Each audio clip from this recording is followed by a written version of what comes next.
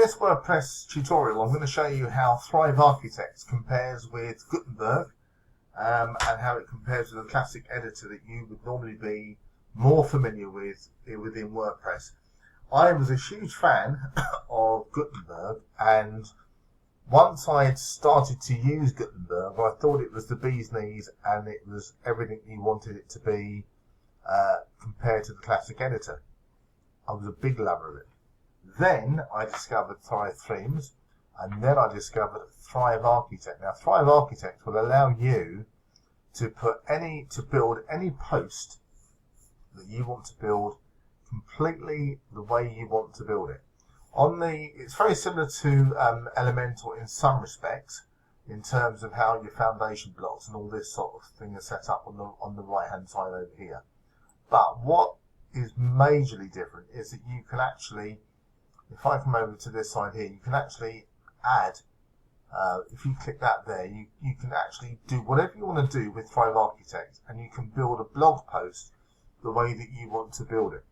You simply click on this and you can add any of these foundation blocks onto the page just by clicking and dragging them.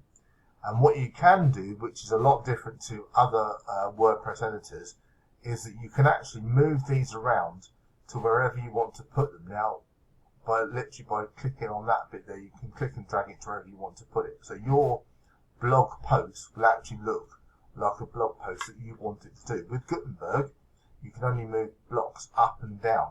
With this, you can drag it, drop it, and do whatever you want to do with it. So it has major advantages. It's all built on Bootstrap, which gives you the foundation to how you want to have your blog post built. Now, on the left-hand side, you can see you've got the status and visibility. It's published.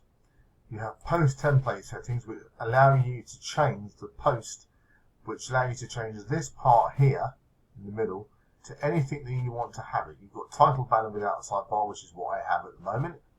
You can have a featured image with sidebar. You can have a featured image without sidebar, title banner with sidebar. Anything you want to have literally within it, you can have within it simply by clicking that. That will allow you to choose what you want to do. The post content here allows you to actually change and do whatever you want to do with the featured image, which is what this part here is. And that allows you, again, complete and utter flexibility over it. The visibility settings allow you to do whatever you want to do with it, literally by the click of a button.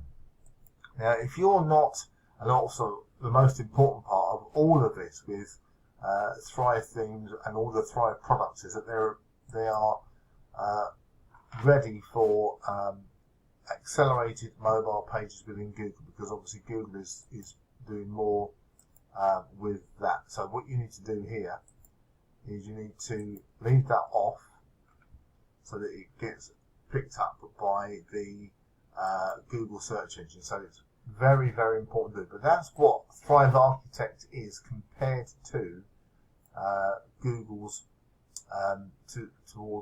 compared to Gutenberg's block editor.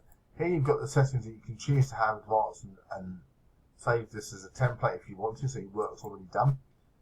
So what we then do is we come out of that there, and then in here you can edit the current template by switching it to Thrive Theme Builder, which is a subject of another video. But that's how mobile and how flexible Thrive Architect is compared with Gutenberg. And you can get Thrive Architect simply by clicking on the link beneath this video, or go into my blog, davehayes.co, and on the front page of that you'll be able to get Thrive Themes by clicking on the button about halfway down the page. So that's how you can use Thrive Architect compared to Gutenberg, the classic editor, or any WordPress theme that you're currently using.